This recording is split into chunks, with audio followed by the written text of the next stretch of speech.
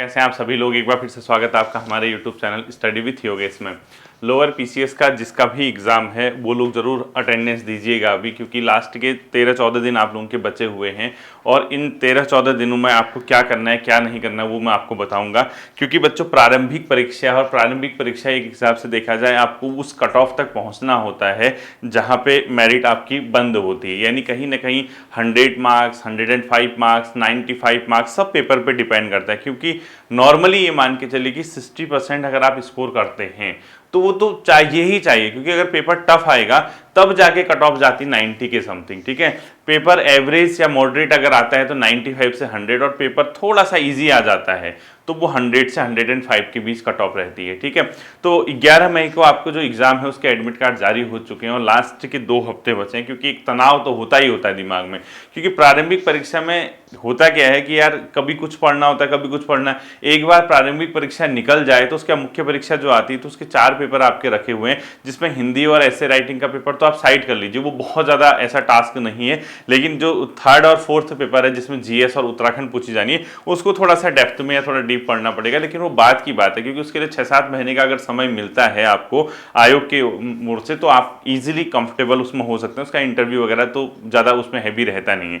तो I hope कि जो समय आपका अभी तक व्यतीत हुआ है उसमें आप लोगों ने सही तरीके से प्रारंभिक परीक्षा की तैयारी कर ली होगी। लास्ट के 14-15 दिन बचे हैं, 13-14 दिन यानी 2 हफ्ते बचे हैं। इस संडे के नेक्स्ट संडे आपका पेपर है, यानी 14th डेज पे आज से 14वें दिन आपका पेपर है। और उस पेपर के लिए आपकी तैयारी कैसी है क्या है वो आप लोग ज़्यादा बेहतर समझते होंगे, बट मैं आपसे ये कहना चाहूँगा लास्ट के 13-14 दिन क्या करना वो ध्यान से सुनना बच्चों। ठीक है, देखिए चूंकि पैटर्न क्या है आप सब जानते हैं, 50 नंबर की रीजनिंग मतलब मैथ्स और रीजनिंग का पोर्शन है, लेकिन इसमें मैक्सिमम क्वेश्चन रीजनिंग के रहेंगे, ध्यान रखना। ठीक है, मैथमेटिक्स के क्वेश्चन अगर आप सोचेंगे तो कुछ रेलवे के, कुछ आयु वगैरह रेलगाड़ी संबंधित, आयु से संबंधित क्वेश्चन इस टाइप की बेसिक पूछेगा, ज्यादातर उसमें रीजनिंग रहेगी। क्योंकि मैं इसलिए ये कह रहा हूँ, आरओ का अगर आपने प्रारंभिक परीक्षा देखी होगी तो आरओ में भी हमने सोचा था कि कहीं मैथमेटिक्स के कुछ क्वेश्चन आएंगे, अंकगणित जिसको बोलते हैं, लेकिन आयोग ने कंप्लीटली रीजनिंग पूछी थी। तो वही पैटर्न लोअर पीसीएस पे है। तो 50 नंबर की गणित के स्थान पे आप रीजनिंग समझना, मैथ्स के नाम पे बेसिक अगर आएगा तो आएगा, कुछ एज वगैरह के क्वेश्चन, कुछ रेल वगैरह के क्वेश्चन वही आएंगे। ठीक है, जहां तक मुझे लग रहा है। इसके अलावा आपके 100 का पोर्शन में आप सब जानते हैं उत्तराखंड, जीएस और करंट अफेयर्स। ठीक है, ये 3 पोर्शन है। उत्तराखंड में भी अगर आप देखेंगे लगभग 40 क्वेश्चन, यानी उत्तराखंड का पोर्शन बहुत ज्यादा कर दिया है बच्चों, अब आप सब जानते हैं। और जो करंट अफेयर्स का पोर्शन अगर आप देखेंगे, उत्तराखंड और नेशनल इंटरनेशनल करंट अफेयर अगर तीनों को मिलाएंगे जिसमें उत्तराखंड की करंट अफेयर्स भी है, तो वो जो पोर्शन है, चलो उत्तराखंड की करंट अफेयर्स आप यहां मान के चलिए, नॉर्मल करंट अफेयर्स आप लगभग 10 नंबर की मानिए और 50 नंबर की आपकी जीएस है। इस तरीके का एक पैटर्न आपका आयोग फॉलो करेगा अगर आप एग्जाम में जाएंगे तो। ठीक है, चूंकि समय 2 हफ्ते बचा है बच्चों, तो मुझे ये लगता है कि आपको एक बहुत अच्छे से इस लेवल को पकड़ना चाहिए। क्योंकि पिछले जुलाई 2024 से कम से कम फरवरी 2025, मार्च अप्रैल तो मैं नहीं कहूंगा, लेकिन मार्च अगर आप देखेंगे सरसरी निगाहों से एक बार चेक कर लेंगे तो आपका काम बन जाएगा। चलो मान के चलिए मार्च 2025, ठीक है, आएगा मैं इसे कहां तक, आपका फरवरी तक। ये एटलीस्ट आपको करंट अफेयर्स कवर करनी है। और इसमें आपको क्या करना, जैसे अब 2024 की कोई एक ऐसी घटना या 2023 की एक ऐसी घटना जो अपने आप में एक मील का पत्थर साबित हुई, एक ऐतिहासिक घटना जो थी, वो अगर कोई क्वेश्चन रहेगा तो वो 2023 का भी आ सकता है, वो 2022 का भी आ सकता है, ध्यान से समझना।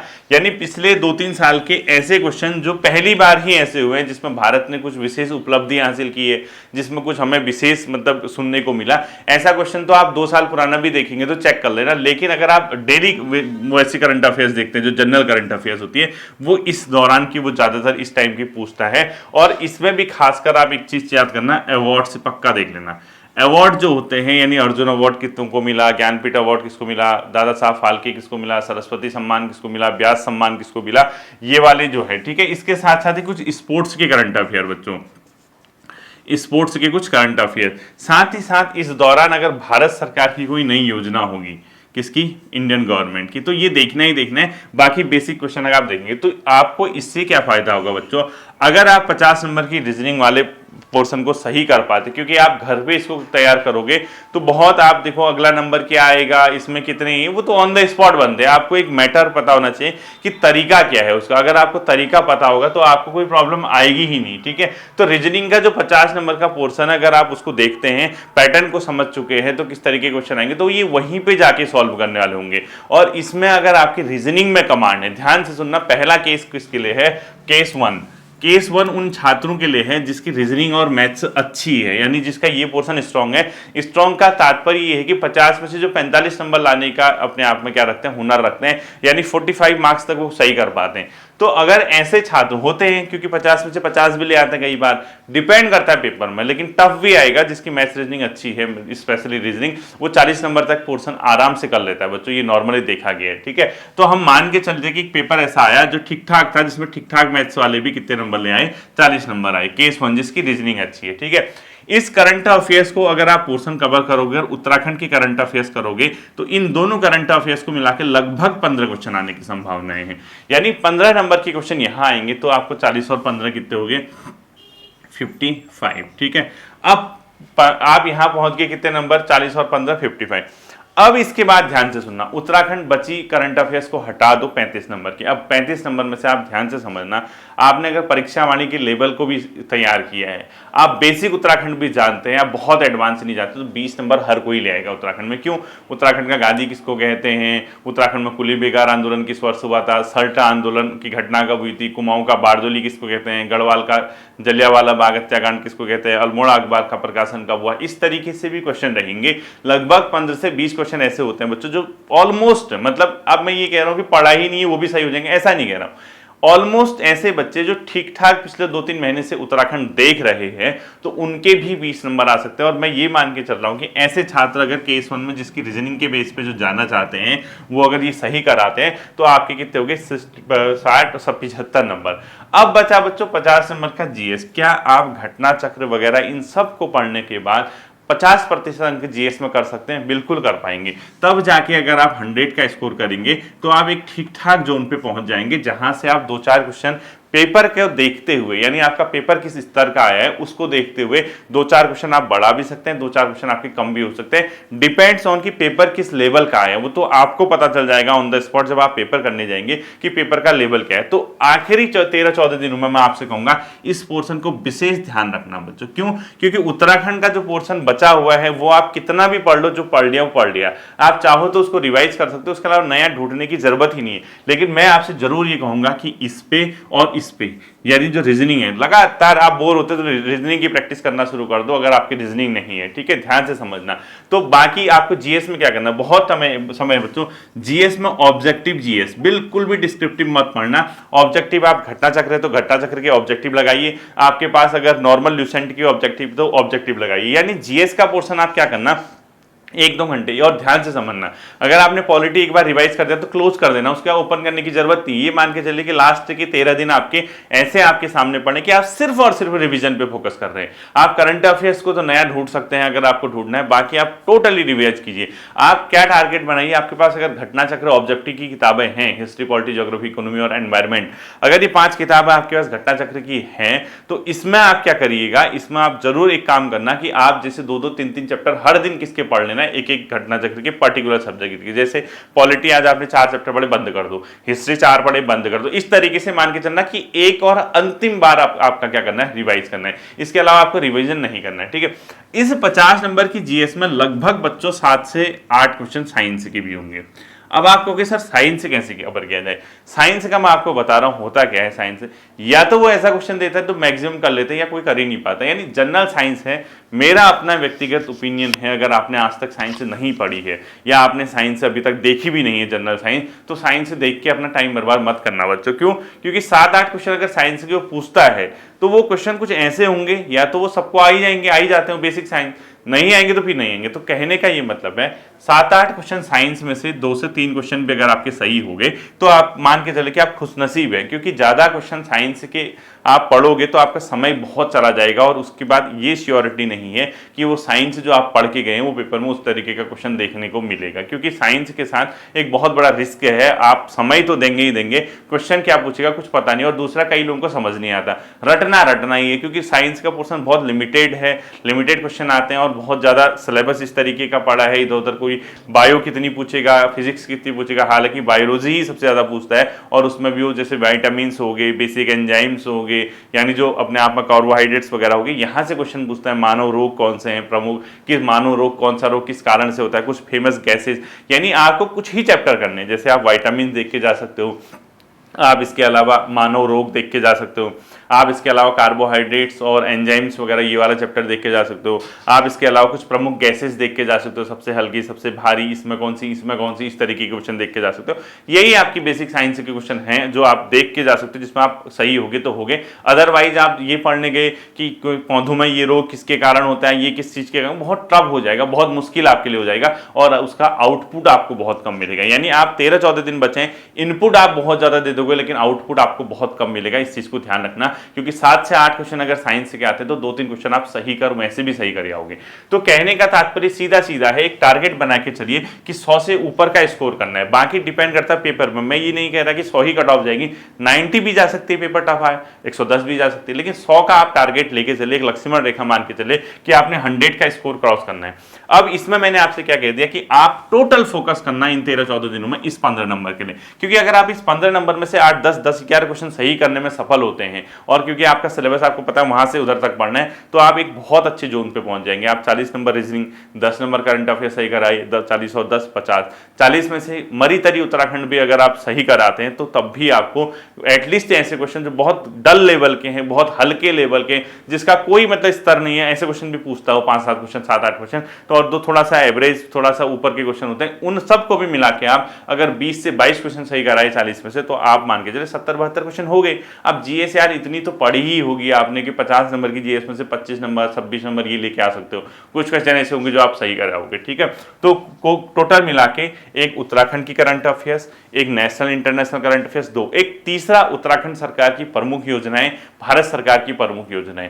प्रमुख योजनाओं में भी भारत सरकार की ऐसी योजनाएं तो 2020 के बाद शुरू हुई, जैसे प्रधानमंत्री विश्वकर्मा योजना है, इस तरीके की स्ट्रीट वेंडर्स योजना है, एक किसान सम्मान निधि है यानी मानधन योजना वाले वो योजना है, एक कब से शुरू आयुष्मान भारत योजना है, अटल पेंशन योजना है, प्रधानमंत्री ग्रामीण सिंचाई योजना है, प्रधानमंत्री बीमा योजना है, इस तरीके की मुद्रा योजना। इसके कुछ प्रावधान पढ़ के जाना आप लोग, क्योंकि ये ऐतिहासिक योजनाएं थी जो 2015 वाली शुरू हुई थी, जैसे अटल पेंशन योजना 9 मई वाली, उज्ज्वला योजना, कुछ ऐसी योजनाएं थी बच्चों, उसके कुछ प्रावधान देख के जाना, कितने सिलेंडर मिलते हैं उज्ज्वला में, कितना रुपया फ्री कनेक्शन किस चीज से है, बीमा वाले में कितने रुपये प्रीमियम देते हैं, कुछ क्वेश्चन देख जाना ऐसे जो अभी तक चल रही है, ऐसी नहीं कि जो बंद हो चुकी हैं, जो सूर्यास्त हो चुका है जिन योजनाओं का, वो आपको पढ़ने की जरूरत नहीं है। तो कहने का मतलब लास्ट में भारत सरकार उत्तराखंड सरकार की प्रमुख योजना, जैसे उत्तराखंड सरकार की योजना में उदयमान खिलाड़ी योजना, मुख्यमंत्री उदयमान खिलाड़ी योजना है, या निःशुल्क गैस रिफिल योजना है, या घसियारी कल्याण योजना है, इस तरीके की कुछ योजनाएं जो उत्तराखंड सरकार में संचालित हैं, तो वो आपके प्रमुख योजनाएं आपको देख के जाना, तो आपका काम बन जाएगा। केस 2 ऐसे छात्रों का जिसकी रीजनिंग कमजोर है। रीजनिंग कमजोर का मतलब आप कितनी भी रीजनिंग कमजोर है, अगर आप 25 नंबर से कम रीजनिंग में करके आते हैं, यानी 25 नंबर भी आप अगर नहीं ला रहे हैं, तो फिर आपके लिए कहीं ना कहीं चुनौती आपके सामने होगी। क्यों? क्योंकि रीजनिंग में 25 से कम नंबर लाने का मतलब आप सोचिए, अगर 100 का टारगेट अगर आपको पहुंचना है, यानी आप रीजनिंग में 20 नंबर लेके आए, तो बचा हुआ 80 नंबर लाने हैं। 80 में भी देखो उत्तराखंड 40 के, तो आपको एटलीस्ट 30, 32, 34 क्वेश्चन सही करने पड़ेंगे। आपकी रीजनिंग कमजोर होने का ये मतलब है कि आपकी जीएस और उत्तराखंड स्ट्रांग होनी चाहिए। सिंपल सा फॉर्मूला, एक हाथ से ताली नहीं बजेगी बच्चों। अगर आप सोचते हो रीजनिंग कमजोर है और जीएस और उत्तराखंड भी एवरेज है, तो फिर आपके लिए मुश्किलें बढ़ना तय है।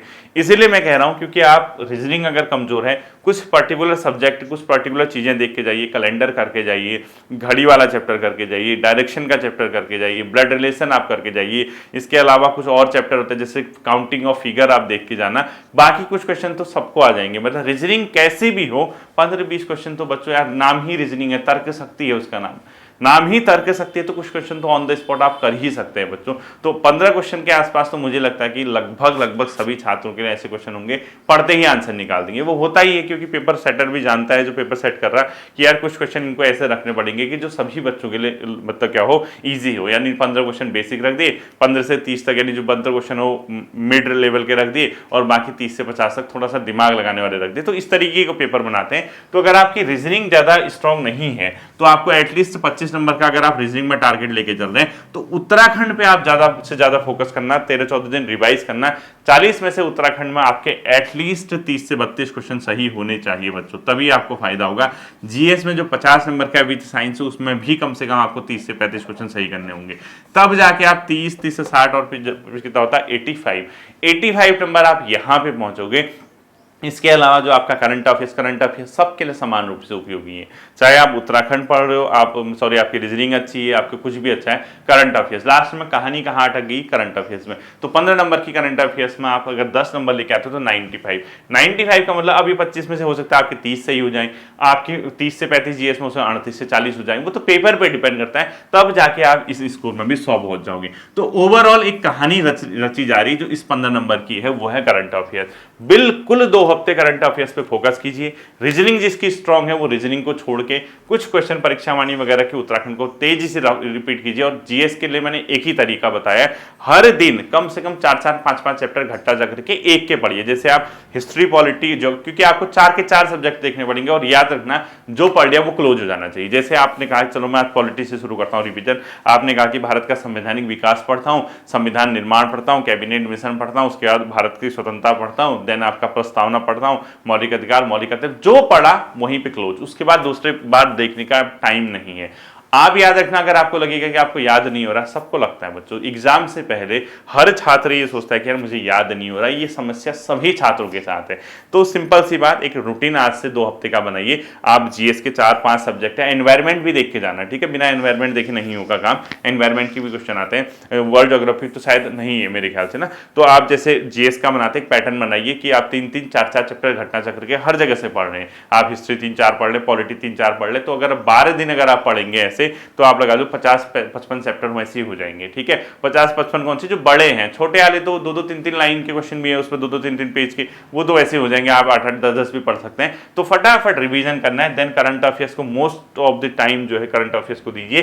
13-14 दिन में यही चीज ऐसी जो याद हो जाती है। करंट अफेयर्स का सबसे बढ़िया फॉर्मूला क्या है, वो याद इसलिए जल्दी हो जाता है क्योंकि पता है कि पेपर तक याद करना, वो याद रहता है। जीएस में क्या है, आज पढ़ोगे पेपर अच्छा हुआ ठीक है, नहीं हुआ फिर जीएस ही पढ़ना है, वो क्या होता है, वो सदाबहार चलने वाली चीज है। लेकिन करंट अफेयर्स उसी टाइम का होता है, हाल फिलहाल की घटनाएं होती है, और कई घटनाओं से आप वैसे भी वाकिफ होते हैं। जब आप एग्जाम में जाते हैं तो कई बार आपने न्यूज़पेपर में कोई चीज पढ़ी होती है, कई बार आप न्यूज चैनल सुनते हैं, कई आप सोशल मीडिया में कुछ सुनते हैं, तो उन चीजों से भी करंट अफेयर्स के क्वेश्चन बनते हैं, तो वो आपका काम बन जाता है, ठीक है। तो कहने का मतलब है बच्चों, एक बार करंट अफेयर्स को अच्छे से जीएस 3-3, 4-4 बार पढ़िए, उसको बंद करते जाइए। उत्तराखंड में बहुत ज्यादा देखने की जरूरत नहीं है। उत्तराखंड में जो पहला परीक्षावाणी सबके पास है, परीक्षावाणी में जो वन लाइनर दिए हैं पहले चैप्टर में, वो पढ़िए बेसिक। और हाँ, ध्यान से सुनना, वन रिपोर्ट उत्तराखंड की और भारत की मुंह जबानी याद होना चाहिए, तब जाके 2-2 दिन क्वेश्चन अगर वहां से आगे वहीं आत्मा परमात्मा के पास चलेगी तो फिर बहुत मुश्किल हो जाएगी। वन रिपोर्ट उत्तराखंड की और भारत की वो इस चैनल पे भी कराई गई है, वो भी चेक करके जाना। इसके साथ साथ ही जो जनगणना है 2011 की, हालांकि वो अब थोड़ा सा उसके डाटा जो है पुराने हो चुके, बहुत पुराना टाइम हो चुका, उसकी गारंटी नहीं क्यों आएगा है, लेकिन बेसिक उत्तराखंड के एटलीस्ट देख के जाना। नेशनल देखने की जरूरत नहीं है। उत्तराखंड घनत्व कितना है, जो साक्षरता कितनी थी, इसके अलावा सबसे ज्यादा घनत्व, सबसे कम साक्षरता, शिशु लिंगानुपात कितना है, नॉर्मल लिंगानुपात कितना है, ये क्वेश्चन इस टाइप के बेसिक देख के जाना।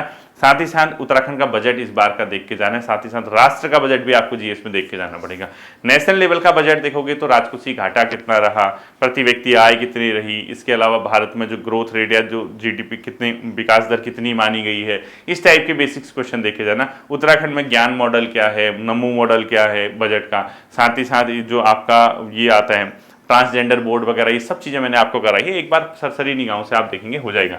अब आता है बात इकोनॉमी सर्वे का। बच्चों इकोनॉमी सर्वे इस बार साइट पे अपलोड नहीं हुआ है। साइट पे अपलोड ना होने का मतलब लोक सेवा आयोग भी जानते हैं कि क्वेश्चन कहाँ से पूछेगा, वो लोग कहाँ से लाएंगे इकोनॉमी सर्वे, ठीक है, वो भी तो साइट वगैरह से डाउनलोड करते होंगे जहां तक मुझे लगता है। अब साइट पे अपलोड नहीं है तो शायद इस बार का ना पूछ के पिछले बार का पूछ दे, वर्ष 2023-24 के आर्थिक सर्वे के अनुसार, इस तरीके से भी क्वेश्चन पूछते हैं, क्योंकि इकोनॉमी सर्वे में बहुत ज्यादा डेटा चेंज नहीं होता बच्चों। जो बजट है उत्तराखंड के परिप्रेक्ष्य में स्पेशली बजट में तो मैंने आपको बता दिया सबसे ज़्यादा कहाँ से इनकम होती है, सबसे ज़्यादा खर्च कहाँ होते हैं, राज्य की आय के स्रोत क्या हैं, वो तो बता दिया। लेकिन इकोनॉमी सर्वे में आप देखते हैं, जैसे मैंने 22-23 का भी कराया था, 23-24 का भी कराया था, तो बहुत कम चेंजेस थे। तो अगर इस बार का मिला मुझे जल्दी, तो मैं आपको नेक्स्ट संडे तक कहीं ना कहीं आपको करा दूंगा इकोनॉमी सर्वे।